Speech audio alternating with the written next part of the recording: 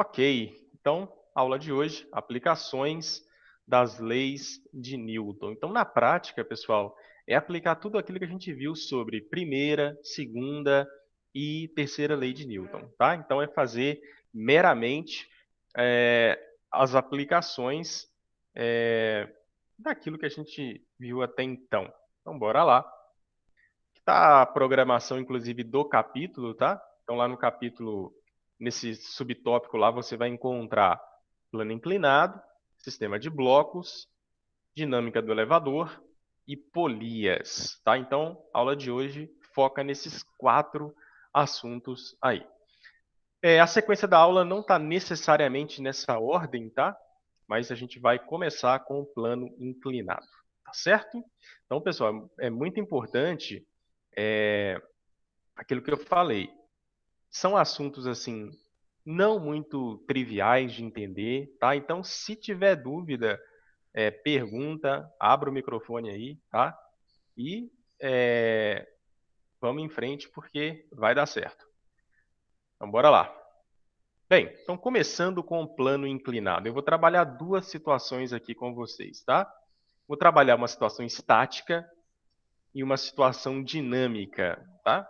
Essa situação estática desse exercício aí é bastante interessante, tá?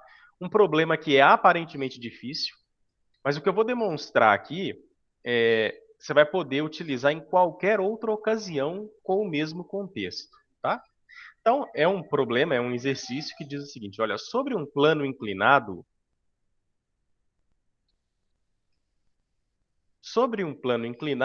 de ângulo θ variável, apoia-se uma caixa de pequenas dimensões, conforme sugere o esquema a seguir. Sabendo-se que o coeficiente de atrito estático entre a caixa e o plano de apoio vale 1, qual o máximo valor de θ para que a caixa ainda permaneça em repouso? Tá. Então, olha bem, você olha para um exercício desse e fala assim, olha, mas praticamente não tem dado numérico algum, né, exceto me falou o valor do coeficiente de atrito, tá? E está pedindo para eu encontrar o ângulo máximo, tá? Para que a caixa ainda permaneça em repouso. Então, quando falar dessa ideia do ângulo máximo, você tem que remeter a o atrito estático máximo, né? Lembra daquela aula de atrito estático. Então, aqui vai ser uma aplicação direta do que foi visto sobre atrito estático máximo. O atrito estático é variável e a ideia básica é você perceber o seguinte, olha, se a rampa fica pouco inclinada, o bloquinho ainda não desce. Daí, quando você inclina um pouco mais, a tendência de deslizar aumenta, né, pelo aumento da componente Px da força-peso, mas ele ainda não desce. O que isso está te mostrando? Que o atrito estático não é, de fato, uma força constante, ela é variável, tá? Mas tem um limite, né? Tem um limite máximo. E qual é o ângulo, tá, que vai determinar o atrito estático máximo? Então, essa é a ideia do exercício aqui, tá certo? Bem, então bora lá ver como é que resolve isso daqui. Suponhamos, tá, que o nosso bloco está lá na inclinação máxima. Qualquer mínimo incremento no ângulo faz ele deslizar. Então a gente está na situação que o problema pediu, tá? Bem, qual que é a ideia aqui? Se o bloco deve ficar em repouso, tá? De qual lei você deve lembrar? Primeira lei, tá? Porque a primeira lei, ela trata, né, da situação de repouso, dizendo que para um corpo em repouso, se a força resultante sobre ele é zero, né, ele permanecerá em repouso. Então, qual que é o X da questão? Lembrar que, se está em repouso, a soma das forças tem que dar zero. E aí, o próximo passo, então, é quais são as forças, né? Então, você tem que criar aqui o chamado diagrama de corpo, que é ir colocando cada um dos vetores. Tá. Você vai lembrar, inicialmente, claro, da força-peso, né? Então, a força-peso está presente. O bloco está dentro de um campo gravitacional. O bloco está apoiado. Se ele está apoiado, ele recebe da superfície uma força perpendicular à própria superfície, tá? Não esqueça isso daí. Lá na aula de tipos de força, né, eu falei sobre isso. A força normal é uma força de contato com a superfície, né, e ela é perpendicular sempre à superfície. Então tá aí a força normal. Bem, tem atrito, né? E aí, lembra daquela dica que eu dei para vocês sobre o atrito. O atrito é uma força que se opõe sempre à tendência de deslizamento ou ao próprio deslizamento. Tá, mas aqui não vai deslizar, né? Mas tem tendência? Claro, o bloco tem tendência de deslizar plano abaixo. Isso quer dizer que o atrito atua no sentido oposto a esta tal tendência. Beleza? Ok. Tá lembrado de alguma outra? Não, são as três, tá? Normal, peso e a força de atrito. Só que aí vem uma super dica agora. Presta atenção. Na hora de você trabalhar com leis de Newton, você tem que priorizar trabalhar com forças que tenham a mesma direção. Ah, professor, mas a gente aprendeu a somar vetores lá na aula de vetores? A gente aprendeu a tirar resultante disso aqui? Aprendeu. Só que tem um problema aqui, olha. Até dá para saber, mas vai te dar um trabalho grande saber que ângulo é esse, tá? Estou pensando aqui em você imaginar assim, vamos aplicar a regra do paralelogramo para normal e peso, e depois achar com esta resultante, a resultante final com atrito, tá? Não vai dar certo, tá? Não vai dar certo pela complexidade. Então, qual que é a ideia?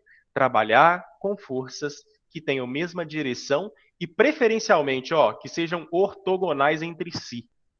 E você vai conseguir muito isso, tá? Então, a gente passa um eixo imaginário aqui, x e y. Olha, normal e atrito sempre serão perpendiculares, tá? O atrito é a força de contato com a superfície que é paralela à própria superfície. E a normal é perpendicular. Então, quem que está aqui fora de contexto, né? O peso. O peso que está o meu problema aqui. Então, eu vou desenhar, pode ser de forma imaginária, tá? Um eixo YX. Tá, e qual que é o critério desse eixo YX? Que ele já contemple a maior parte do número de forças já dentro do eixo Y ou do eixo X, tá? Então não faz sentido eu traçar, por exemplo, assim, eu vou colocar eixo Y aqui e eixo X aqui. Por que que não faz sentido? Porque aí só o peso cai dentro desse sistema de eixos já em cima dos eixos, né? Eu teria que decompor normal e força de atrito. Então você tem que escolher o seguinte: eu tenho que escolher a orientação do meu eixo YX de maneira tal que eu tenha que decompor o menor número de forças, tá? Então, nesse caso, olha, a força de atrito vai estar ao longo do eixo X e a normal vai estar ao longo do eixo Y. Ah, professor, posso ter, então, um eixo YX girado? Pode, não tem nenhum problema, tá? E aí, você vai decompor a força peso, tá? Nas suas componentes ortogonais. Lembra, né, do que eu falei sobre lá em vetores, que você pode escrever qualquer vetor como a soma de outros dois. Inclusive, né, tem uma soma especial em que as componentes formam entre si o ângulo de 90 graus. E é ela, claro, que eu quero aqui. Então, olha só o que a gente vai fazer. Obter a componente px do peso e obter a componente py do peso. Um outro argumento para eu fazer isso é porque é muito fácil somar forças que têm a mesma direção, né? Mesma direção em mesmo sentido ou mesma direção em sentido contrário, tá bom? Bem, então tá. Então, agora a gente esquece esse vetor peso aqui, tá? Ou você trabalha com o vetor, ou você trabalha com as componentes do vetor, tá? E, obviamente, como eu já argumentei, nós vamos trabalhar com as componentes. Então, nós temos, eixo X contemplando Px e a força de atrito, eixo Y, contemplando Py e normal, tá certo? Então, bora lá. E o ângulo, né? Disse lá que esse plano vai ser inclinado, né, até um valor θ, tá? Máximo, capaz de impedir o deslizamento ainda. Tá, como é que eu faço a relação desse ângulo θ? Eu vou explicar isso aqui uma vez, vou justificar uma vez aqui, e depois eu só uso esse resultado, tá? Eu vou te provar que esse ângulo θ entre o plano e a horizontal é o mesmo ângulo entre PY e a força peso, tá? Então, presta atenção na demonstração aqui. Bem, olha esse ângulo lilás que eu coloquei aqui.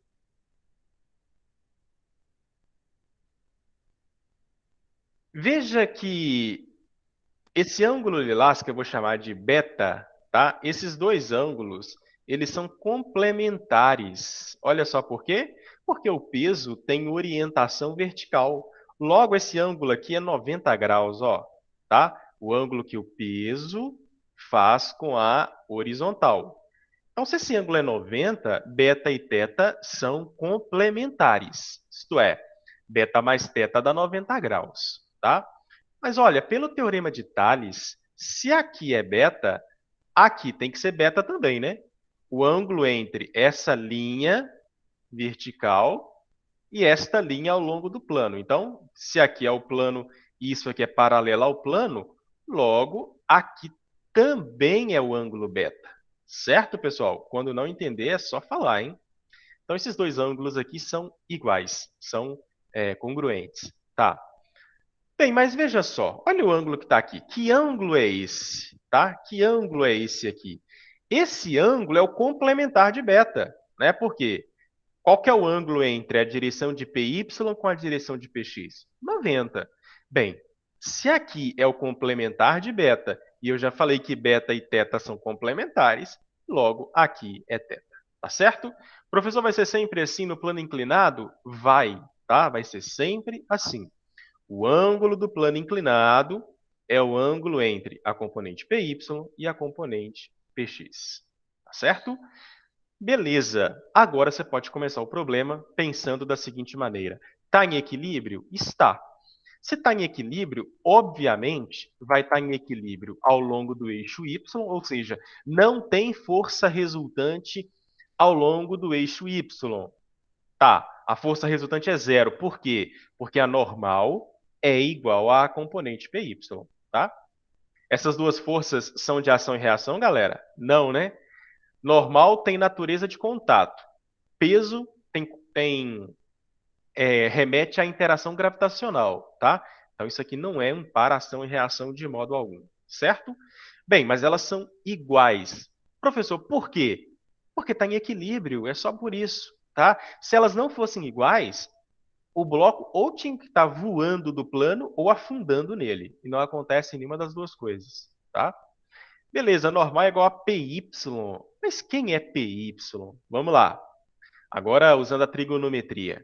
PY, olha só, é cateto adjacente de θ. Adjacente de θ. Se PY é cateto adjacente de θ, logo PY é mg cosseno de θ. Veja que eu já estou substituindo aqui, olha. Deixa eu editar melhor isso aqui. Vamos fazer o seguinte. PY é igual a P vezes cosseno. Não ser tão direto. Deu θ. Tá aqui.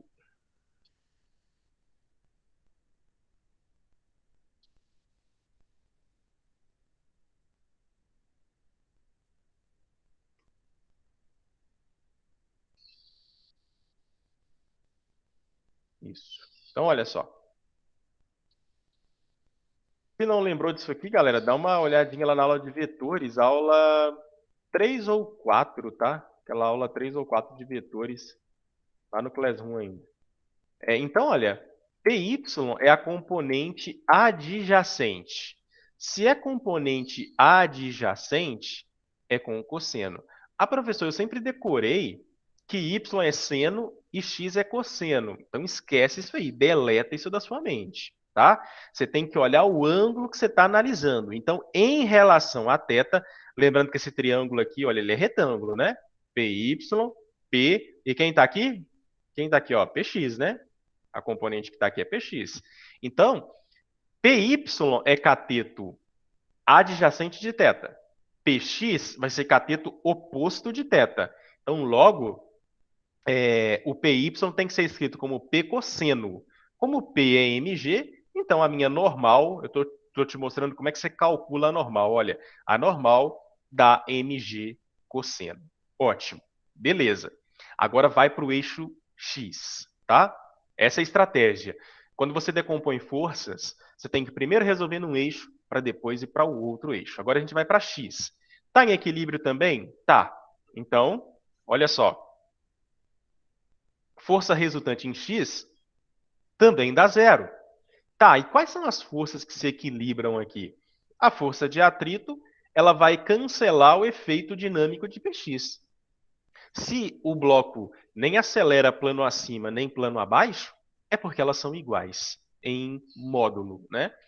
Então, em módulo, você vai escrever que a força de atrito é igual a Px. Tá, eu já expliquei que o Px, né, é a componente oposta a θ, é o cateto oposto a θ, tá? Então eu vou poder escrever assim, olha, Px como mg seno, tá? Mesma coisa que eu fiz aqui. Px é igual a mg seno. E isso aqui? Olha, isso aqui é a equação do atrito estático máximo, né? Lembra da aula passada? Força de atrito é o coeficiente de atrito vezes a normal. Olha, a normal apareceu aqui. E você já calculou ela aqui em cima. Quem é a normal? mg cosseno. Então, olha, estou substituindo. Coloquei entre parênteses para ficar ainda mais claro, tá? Então, μ estático é igual a normal mg cosseno, que é igual a mg seno de θ, que é o valor de Px, tá certo? Veja bem, eu posso simplificar aqui, olha. Então, vamos lá. Eu posso simplificar massa com massa, gravidade com gravidade. E aí ficou que μ estático, olha bem, ficou que o μ estático, sobrou o cosseno, que está multiplicando e vai passar dividindo. Então, eu estou te provando que o μ estático é o seno sobre o cosseno. Mas o que é seno sobre cosseno de θ? É a própria tangente. Veja, galera, que resultado surpreendente, né? Eu posso calcular o coeficiente de atrito estático medindo a tangente do ângulo de inclinação máximo ali, tá? Provavelmente, se você vai fazer engenharia, você vai fazer esse experimento lá no laboratório de Física 1, muito provavelmente, tá? Porque essa é uma boa técnica para você descobrir coeficiente de atrito entre superfícies. Beleza. Falou que a tangente Desculpa, falou que o coeficiente de atrito, né, era 1, tá? Então aqui é o caminho contrário, né? Ele me deu o coeficiente de atrito, está pedindo o ângulo, tá? Qual é o ângulo cuja tangente é 1? O ângulo de 45 graus, tá? Então, se o coeficiente de atrito vale 1, logo o ângulo tem que ser de 45 graus, tá certo? Então, deixa eu até melhorar esse resultado final aqui, fazendo assim, ó, para ficar ainda mais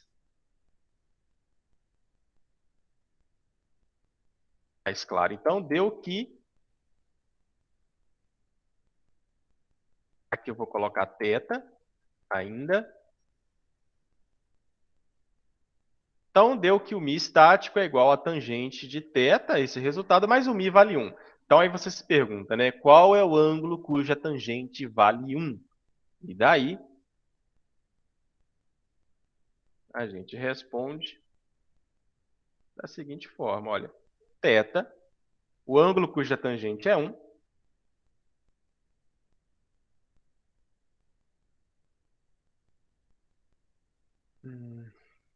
colocar aqui.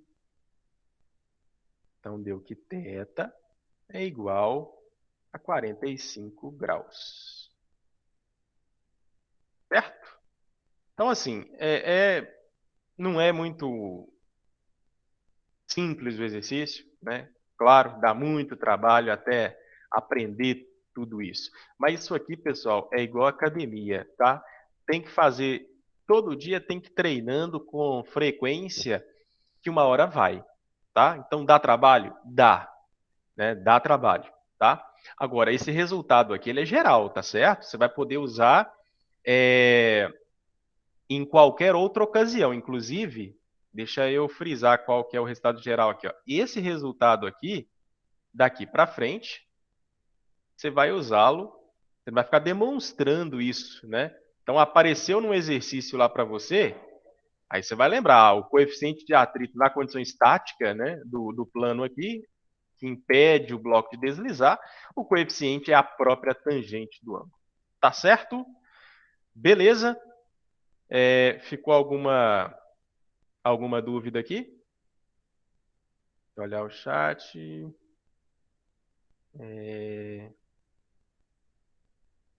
Beleza. Então tá. Então vamos para o próximo, ainda no plano inclinado. Agora vou te ensinar a calcular a, a aceleração, tá, que um bloco pode ter, desprezando o atrito por enquanto. Depois eu vou fazer um com o atrito, né? Vamos devagar, porque senão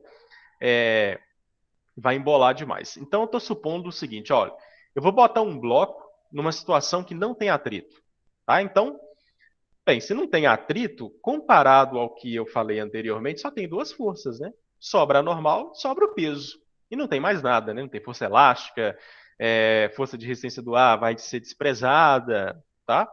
Então só tem as duas. Beleza. Você sabe da prática que esse bloco vai deslizar plano abaixo. Tá, mas com que aceleração? Tá? Isso já caiu em prova, tá, pessoal? E pode aparecer de novo. Então, bora lá.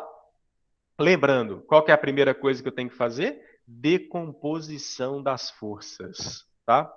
E aí eu vou te ensinar uma outra coisa. Aí você pode pensar, assim, professor, agora eu só tenho duas forças. Eu posso colocar o eixo YX não girado, né? Não, você não vai fazer isso, porque vai dar uma complicação muito grande. Qual que é a dica? Deixa eu fazer uma coisa aqui. Eu até vou gastar mais tempo do que eu estava imaginando, que eu vou lembrando de certas coisas aqui para argumentar com vocês. É o seguinte, então deixa eu fazer rapidamente uma coisa aqui, não demoro.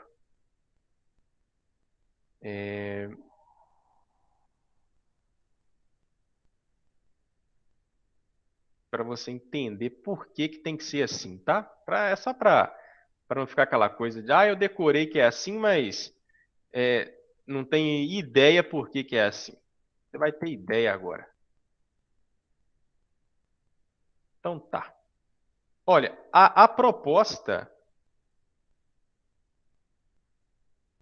é que o seu eixo YX seja assim, que ele contemple sempre a normal, ou melhor dizendo, tá?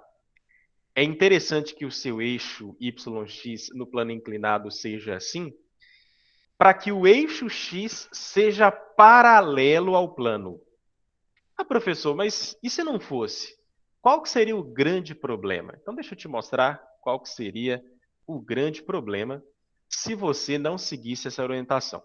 Se você pensasse assim, eu vou colocar o meu eixo Y, como eu estou habituado, tá? E vou colocar o meu eixo X horizontal. Você pensar assim, eu não sou doido, vou colocar esse negócio, não vou colocar esse troço girado, não, vou botar esse troço assim. Aí você vai lá e vai pôr aqui. Tá bom. Então vamos ver o que vai acontecer, ó. É, Quando você colocasse, deixa eu mudar a cor aqui para ficar mais fácil de enxergar. Quando você colocasse assim, olha o problema que ia dar. Você ia decompor a normal e a normal ia cair aqui em cima. Tá, a normal cairia aqui, o NX e o NY. Só que a sua aceleração ficaria fora do eixo. Aí você teria que trabalhar com decomposição de aceleração. Então você não vai fazer isso. Professor, então resume aí para ficar assim, top de entender. Tá, então deixa eu resumir. O seu eixo tem que conter a aceleração. Se você conseguiu isso, pronto, o resto vai, tá? Então você tem duas preocupações. A minha aceleração tem que cair em cima de um dos eixos, pode ser o y ou pode ser o x, tá? Mas tem que cair em cima de um dos eixos. E eu devo escolhê-lo de maneira tal, depois que a minha aceleração já caiu em um dos eixos, tá? De maneira tal que o maior número de forças também apareça nesse eixo, tá? Então, só estou contra-argumentando aqui para falar o seguinte: apesar de duas forças, não é vantajoso decompor a normal, tá bom? Beleza, então olha só o que a gente faz. Decompõe o peso, tá? Já expliquei que o ângulo do plano inclinado é o ângulo sempre, tá? É sempre. Não é igual lá no português que tem, não, mas tem uma exceção aqui. Não, aqui não tem exceção, não. É sempre, tá? No plano inclinado, você vai ter essa condição aí sempre. É o ângulo entre a componente PY, tá? Aquela componente que vai dar lá na direção da normal, e o peso, tá? Então, isso aqui é θ, que também é. A decomposição, então, vai lá, ó, PY, tá? Efeito do peso ao longo dessa direção, PX, efeito do peso ao longo dessa direção. Olha a outra vantagem de escrever os vetores assim.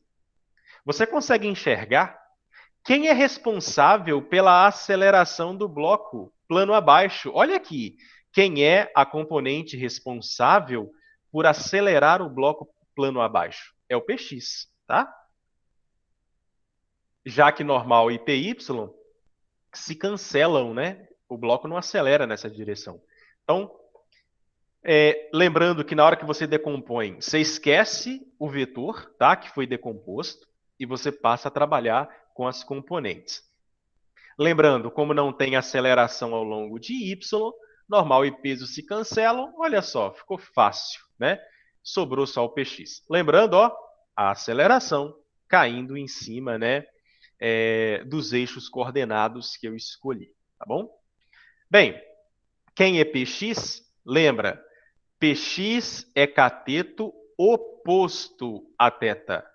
Se px é cateto oposto a θ, px tem relação com seno, tá? Então, px é p seno de θ. Peso é mg, então px pode ser escrito assim. Tá? Então, lembrando, o que a gente está tentando calcular? A gente está tentando calcular isso aqui, ó. Quem é a aceleração? Será do que ela depende, hein? Será que ela depende da massa? Olha, isso aqui é uma questão importante, porque talvez algum aluno pensasse assim: se eu botar um corpo de 5 quilos aqui, ou se eu botar um de 1 quilo, o de 1 quilo vai descer mais lento, o de 5 quilos vai descer muito mais rápido. Será? Então vamos ver.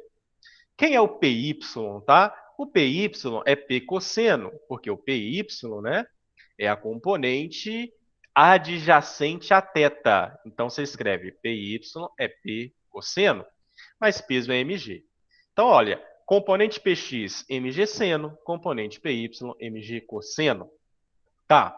Lembrando da primeira lei, somatório de forças é igual a zero, tá? Não tem aceleração, tá? Lembra assim, não tem aceleração ao longo desse eixo aqui que eu escolhi, olha, tá certo? Bem, então, qual que é a ideia? Que a normal é igual a PY, né? Então, a normal pode ser escrita como mg cosseno de θ. E em x tem aceleração? Tem, né? Quem é a força resultante em x? Olha, agora eu estou aplicando segunda lei de Newton, tá? No eixo y, eu apliquei primeira lei. No eixo x, eu estou aplicando segunda porque o bloco está acelerando, né? Está descendo o plano abaixo. Então, a força resultante em x, o somatório, esse símbolo aqui é de somatório, tá? A soma de todas as forças é igual a ma. Mas só tem uma. Px é igual a ma. E olha, a gente está em busca disso aqui, ó. Estamos em busca da aceleração, né? Quanto vale a aceleração? Então, quem é Px? Mg seno, tá? Px é mg seno. Mas olha bem. Deixa eu escrever aqui. Olha o que eu vou poder fazer. Massa simplifica com massa. E conclusão, a aceleração, como talvez você não esperasse, não depende da massa, tá? Então, é uma discussão importante porque pode aparecer numa questão, tá? Te perguntando se blocos com massas diferentes sem atrito, hein, galera? Blocos com massas diferentes desceriam com tempos diferentes aí. Então dá uma boa questão, tá? Que cobra do aluno assim, bom entendimento conceitual e matemático, né? Agora, só o conceitual te ajuda. Por quê? Né? Apesar de eu ter feito uma prova matemática, né, para te mostrar que a aceleração de descida, né, ela só depende da gravidade e do ângulo de inclinação, você deve lembrar o seguinte, olha, lembra daquele experimento lá de queda livre de Galileu, né? Eu fiz inclusive em sala, quando eu peguei uma folha e coloquei em cima de um caderno e te mostrei que quando não há resistência do ar ou forças dissipativas, né, os corpos caem com a mesma aceleração. Então, aqui os corpos estão caindo sob a ação da gravidade, só que ao longo de um plano, né?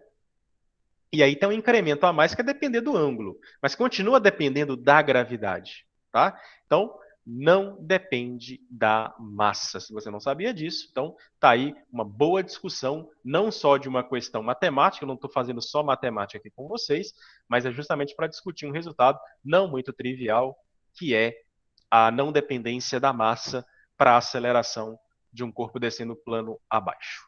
Beleza? E aí? Alguém tem alguma coisa para perguntar? Olha, eu já vou até adiantar aqui.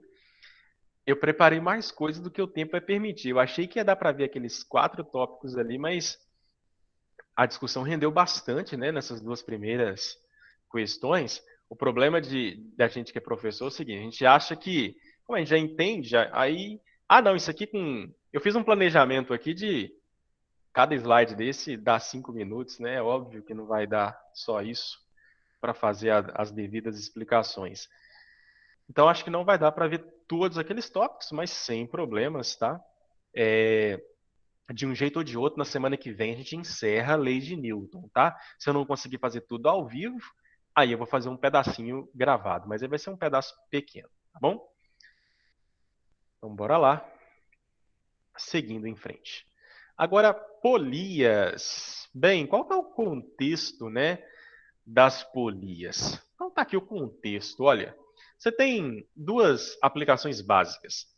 Ou aplica a força de maneira mais cômoda, ou com menos esforço, tá? Então você tem as duas ocasiões aí, tá?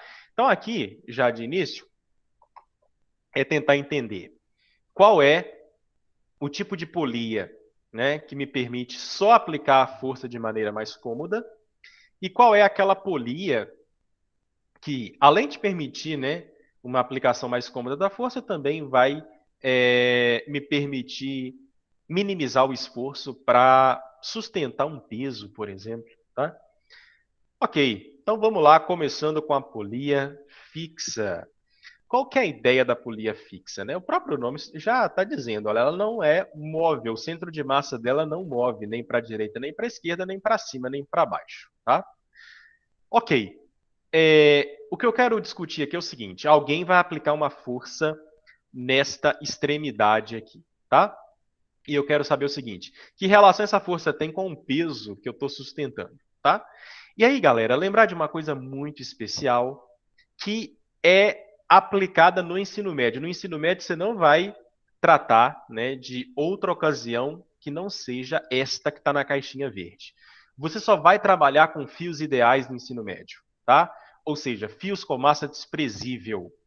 E aí, nesse contexto, a força de tração que você aplica lá na extremidade, ela vai aparecer em toda a corda. Todos os pontos estarão submetidos à mesma força de tração, tá? Para fios ideais, isso é uma verdade, tá? O que é fio ideal? Fio de massa desprezível e inextensível, tá? Ele não é um elástico, tá? Ele não tem, a elasticidade dele é zero, tá? Então, são as duas idealizações. Não tem massa e tem elasticidade zero. Então, a força de tração ela é a mesma em todos os pontos da corda. Então já ficou fácil entender o que vai acontecer. Ó. Eu vou aplicar uma força aqui na extremidade. Tá?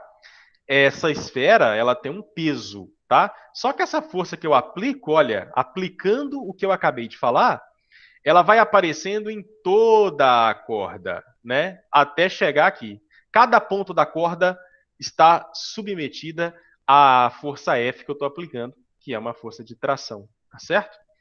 Mas a esfera está parada, vamos supor assim, tá? A esfera, eu estou sustentando a esfera com esta força aí. Bem, se a esfera está parada ou subindo com velocidade constante, tá? Isso quer dizer que, nessa ocasião, a tração ela é igual ao peso, tá? Então, eu estou supondo aqui a situação estática. Se a esfera estivesse subindo em movimento acelerado, tá? Se ela estivesse subindo em movimento acelerado, nós teríamos duas condições, tá? Depois eu vou até escrever isso aqui. A gente vai dando aula e vai lembrando de coisas a mais que a gente poderia ter escrito por slide ficar mais completo. Então, esse resultado é da situação estática. A força que eu aplico é igual à força de tração, e como está parado ou subindo com velocidade constante, isso quer dizer que a força restante seria zero, a tração seria igual ao peso, tá? Agora, se tivesse subindo com aceleração, isso aqui deixaria de ser uma verdade? Não. Essa força aqui continuaria sendo igual a essa, tá, pessoal? Tá? As duas forças em vermelho aqui, fiz questão de fazer com cores iguais, elas sempre serão iguais. Sempre, tá? A única diferença é que se você quer que o bloco, a bola aqui, né, suba com aceleração, você vai ter que fazer uma forcinha a mais, né? E aí essa forcinha a mais vai ser transmitida para cá, de maneira tal que ela fique maior que o peso. Então é só essa diferença, tá? Mas depois eu vou escrever aqui situação estática e situação dinâmica, como é que seria essa relação. Lembrando que F é igual a T em qualquer contexto, porque no ensino médio você só vai trabalhar com fios ideais. Então, isso aqui é muito importante numa obra, por exemplo, né, lá na construção civil. Por causa da nossa fisiologia, é muito mais fácil, né, aplicar a força assim do que de baixo para cima, tá? Então, por causa da nossa fisiologia, essa polia aqui, ela tem uma utilidade bastante grande, tá? Então, numa obra, por exemplo, e também tem outro contexto, o cara tá lá em cima e ele quer puxar alguma coisa que tá lá embaixo, né? Então, em vez de ficar puxando a corda assim, que vai cansá-lo demais, ele vai fazer este movimento utilizando uma polia. Então, esta aqui, ela não te dá ganho algum, né? Ela não te dá ganho algum. Ela só vai te permitir, assim, no que eu falo ganho no que diz respeito ao esforço, né? Fazer menos esforço, tá? Então, se eu quero subir a esfera com velocidade constante, eu vou subir, mas não estou a fim de subir acelerado, né? Ninguém está com tanta pressa assim para fazer essa esfera subir com aceleração. Então, vamos devagar, vamos fazê-la subir com velocidade constante. Eu não vou ter ganho algum. A força que eu aplico ela vai ser igual à força-peso lá mesmo. A questão é o comodismo para aplicar força. Agora, agora sim eu vou te mostrar o contexto de menos esforço, tá? Para isso, você vai ter que ter uma polia móvel. Olha aqui. A polia fixa está aqui, tá? Então essa aqui não sai para lugar nenhum, né? O centro de massa dela fica estático. Aqui nós temos a polia móvel, tá? Enquanto o barril vai subindo, ela vai subindo juntamente com ele. E aí vamos entender que propriedade uma polia móvel traz para o sistema, tá? Então vamos lá, ó. Eu vou aplicar uma força aqui, tá? O que que diz o princípio? A força que eu aplico, a força de tração, né, ela vai ser transmitida como força de tração. A força que eu aplico aqui na corda vai ser transmitida integralmente a todos os pontos dela. Então, ó, tem força de tração aqui igual a esta força. Tem força de tração. Veja, a corda é a mesma, ó, galera. A corda é a mesma. Tem força de tração até chegar lá no gancho, tá? Então, em qualquer ponto da corda, você verificaria essa tal força de tração. E aí, o que que vai acontecer? A corda vai puxar o teto. E por ação e reação, o teto puxa a corda com uma força igual. Então, olha o teto puxando a corda, ó. Olha aí, nesse sentido, tá? Olha, corda puxa teto, teto puxa a corda, tá? E como se trata de um fio ideal, a tração é igual ao longo de toda ela. Tá certo, pessoal? Beleza. Então vamos lá. Outro detalhe importante, tá? No ensino médio, eu estou te dando 101% de certeza. Você não vai trabalhar com polias que tenham massa, tá? Não vai. Você vai trabalhar com polias de massa desprezível, tá? Que é a polia ideal e que não tem atrito também no seu eixo, tá? Ela não dissipa energia e ela não tem massa, tá? Bem, se ela não tem massa, o que diz a segunda lei de Newton? Força resultante é massa vezes aceleração. Se a massa é zero, quanto vai valer a força resultante? Zero. Tá, galera? Eu não escrevi isso daqui no slide, não, mas eu lembrei aqui agora para dar essa justificativa, tá? Por que que em polias ideais a resultante é zero? Não é porque que alguém quis, não. É por causa da segunda lei. Se a resultante desculpa, se a massa é zero, lá na segunda lei, você bota um zero lá que você vai ver que a força resultante vai dar zero. E olha, eu já fiz experimento em laboratório medindo a massa da polia. Era uma polia bem levinha, comparável com os outros blocos. E galera, realmente faz todo sentido não considerar a massa da polia. Porque o resultado, quando você despreza ou não despreza, claro que tem que ser uma polia leve, tá? É pouco diferente. Então, para situações práticas, dependendo da situação prática, realmente, se você escolher uma polia leve, não faz sentido você esquentar a cabeça com a massa dela, não. Tá bom? Ótimo. Agora eu estou querendo entender que vantagem isso traz para mim, né? Olha, eu quero aplicar menos força. Bem, o barril tem um peso P, mas esse peso P ele é transmitido, né, por tração aqui para a roldana, tá? Então, o mesmo peso do barril vai ser transmitido via tração, porque ele está preso, né, ao gancho dessa roldana por uma corda, por exemplo. Então, o mesmo peso do barril está aqui. Bem, então, que relação tem as duas trações, tá, com o peso na situação de ou parado ou subindo com velocidade constante? Bem, como a resultante, tá? E galera, o que eu vou falar aqui para Roldana agora serve para qualquer contexto, como eu já te falei, tá?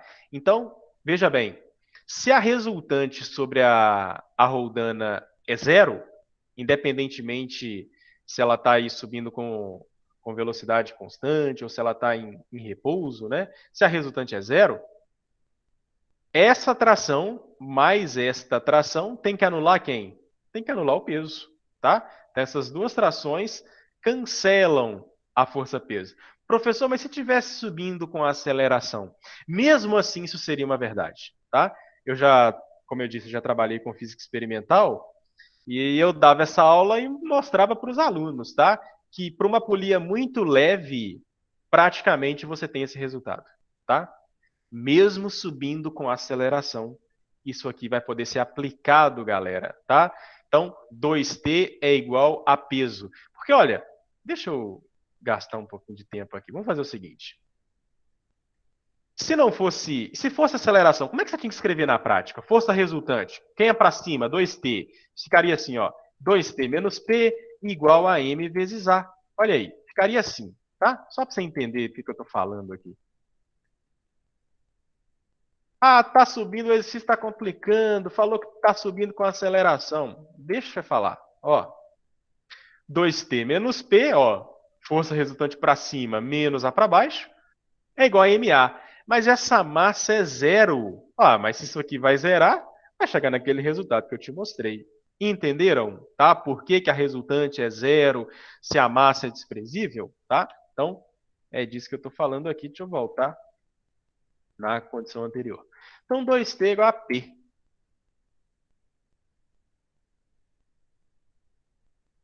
Então, a tração, o 2 está multiplicando, ele vai passar dividindo. Então, T é P sobre 2. Ó, na polia móvel, cada lado da corda sustenta metade do peso. Opa, bacana, né? Mas a minha força é igual a tração em qualquer ponto. Ora, se a minha força é igual a tração, logo eu estou fazendo menos esforço. A força que eu estou fazendo aqui é só metade do peso do barril, tá? Galera, se a polia tivesse massa não desprezível, tá? A força que você estaria fazendo é metade do peso, mais alguma coisinha que é o incremento da massa da polia, tá? Mas eu não vou nem ficar lembrando disso aqui, porque no ensino médio você não vai trabalhar com polias que tenham massa, tá certo? Bem,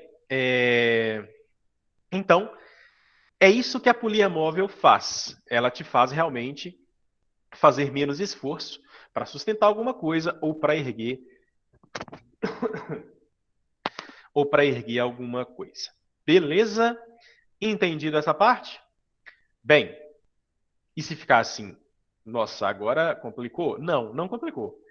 Cada polia móvel, quantas nós temos aqui? Três. Ó, essa não está presa ao teto, né? É, ela vai subindo enquanto esse sistema sobe. Então, eu tenho uma polia móvel, duas, três polias móveis e uma fixa.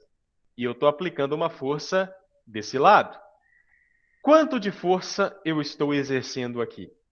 Você vai lembrar da propriedade. Cada polia móvel, ó, a propriedade é cada polia móvel, tá? Faz com que a força em cada lado da corda seja metade da força aplicada no eixo dela, tá? Então, se aqui tem 40 newtons, aqui vai ser 20, 20. Se aqui tem 10, aqui é 5 e 5. Então, você vai prestar atenção. Quanto de força tem no eixo central dela? Cada lado da corda vai sustentar a metade. Então, fácil. Vamos lá? Então, vamos supor que o peso aqui vale aí 40 newtons, tá? E eu quero saber o seguinte, quanto de força eu vou ter que aplicar aqui para sustentar esta esfera ou fazê-la subir com velocidade constante, tá? Professor, por que você está insistindo em subir com velocidade constante? Porque os exercícios vão frisar nesses dois casos, tá? O repouso ou subindo em MRU. Então, fácil. Ó, se a esfera pesa 40 newtons, quanto de força tem no eixo, no gancho central da esfera? Os 40, né? Lembra lá do barril, ó? Peso vai ser transmitido via tração para cá, tá? Então, beleza. Então tem 40 aqui. Então, quanto tem de cada lado? 20, 20. Beleza. Agora, olha para essa aqui. Essa polia está presa a essa corda.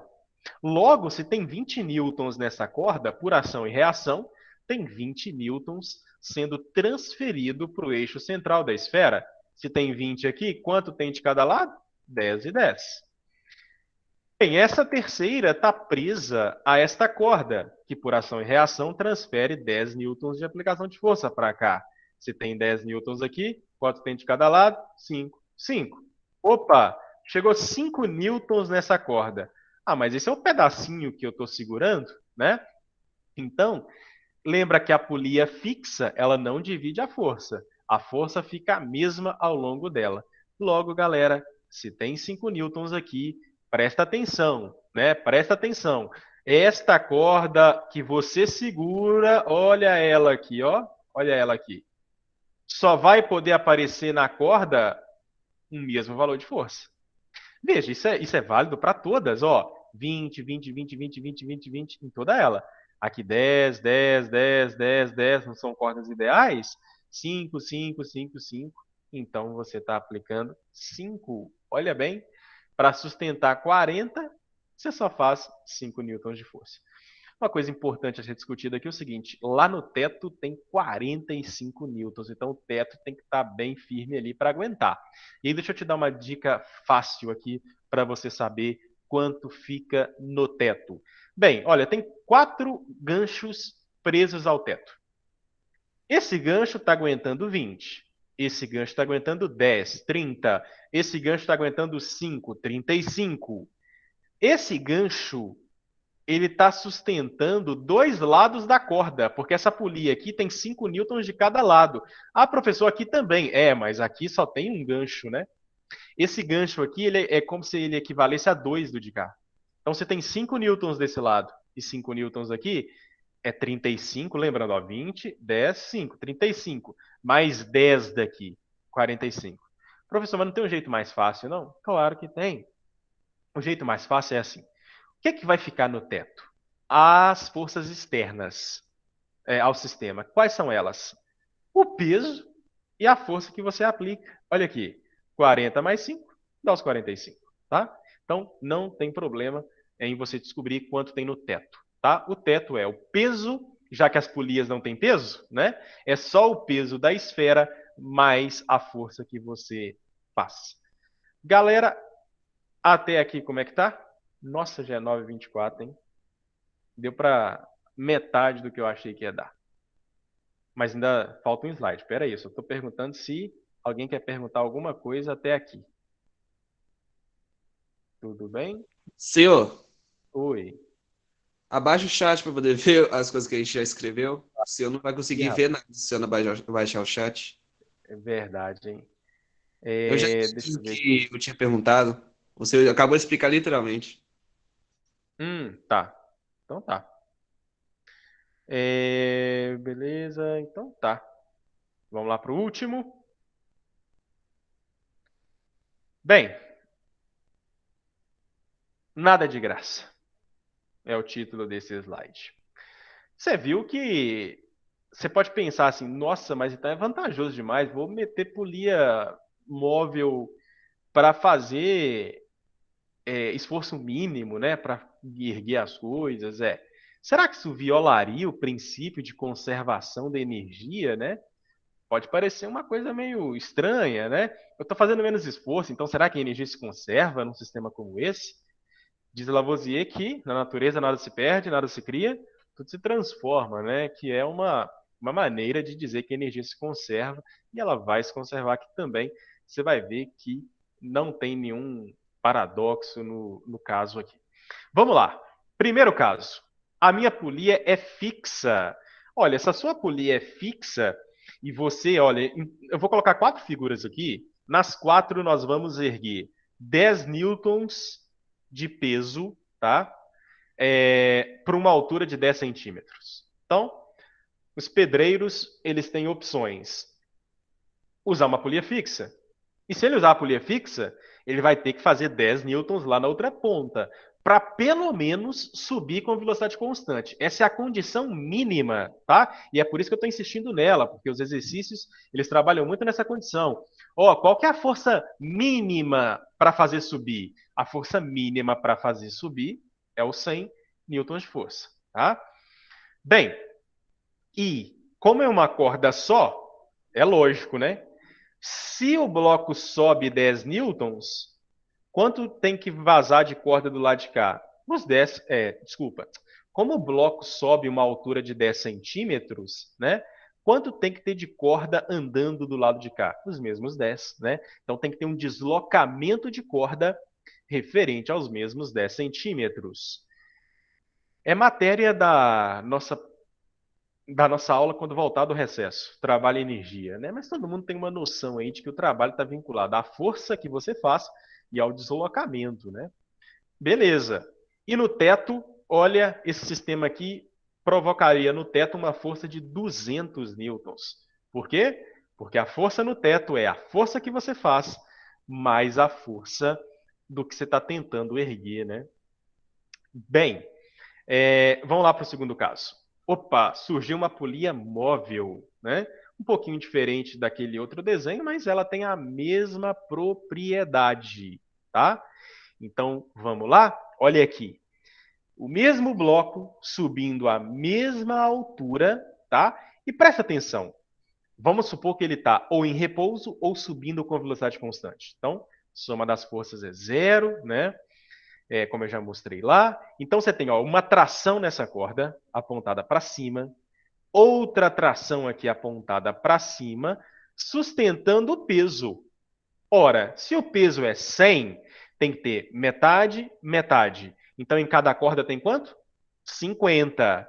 Aí, galera, você vai lembrar que você está no ensino médio tratando só de cordas ideais. Então, se tem 50, aqui tem 50, 50, 50, 50 em todos os pontos dela até chegar na sua mão, tá? Então vai ter lá 50 newtons. Só que, galera, por que o título aqui é nada de graça? Você vai fazer menos força? Vai. Só que para equilibrar a questão do princípio da conservação da energia, o trabalho tem que continuar o mesmo. A transferência de energia não pode ser menor, porque senão isso violaria um dos principais pilares da física. Então, para o trabalho ser o mesmo, quanto de corda você vai ter que puxar? O dobro. Eu faço menos força, mas eu tenho que aplicá-la por mais tempo, ou por um deslocamento maior. Tá? Então, eu não vou ficar fazendo conta de trabalho aqui, mas seria lógico você, pelo princípio de trabalho, entender que tem que ser 20, não poderia ser outro valor. E o sistema 3? Opa, agora eu tenho duas polias móveis, né?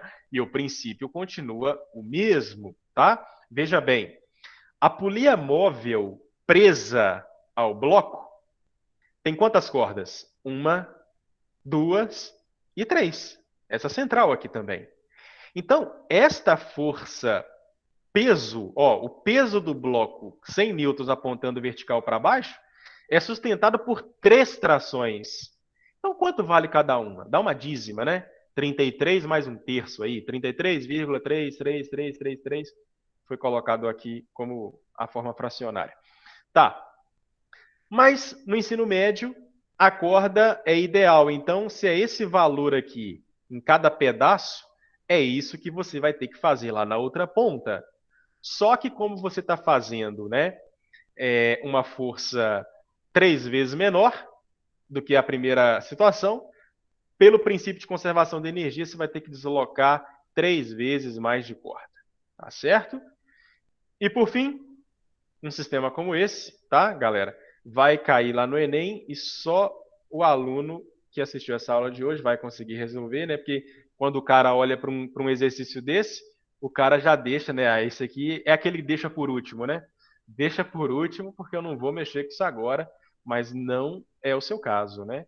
Porque você vai lembrar o seguinte: esse bloco, 100 newtons, ele está sendo sustentado por 4 cabos. Olha aqui, uma tração, duas, e esta polia que está presa a esta, mas que tem 2 cabos nela. Então, ou seja, é como se, né, esse aqui fosse sustentado por 4.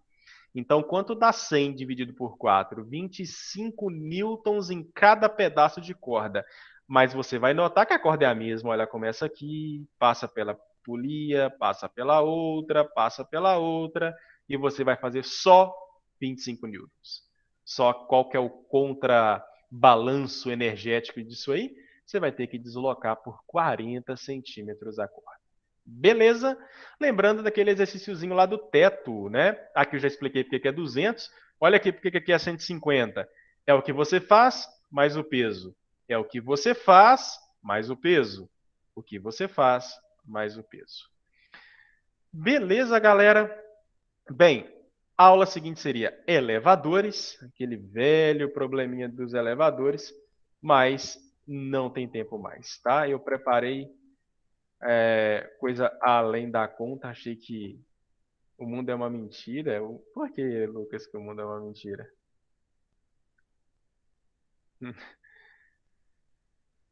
Fui iludido.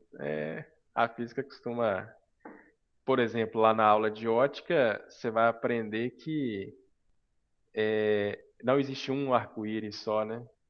Existem vários, um para cada observador. Realmente ela traz alguns traumas, né? Então tá bom. Galera, deu 9h32.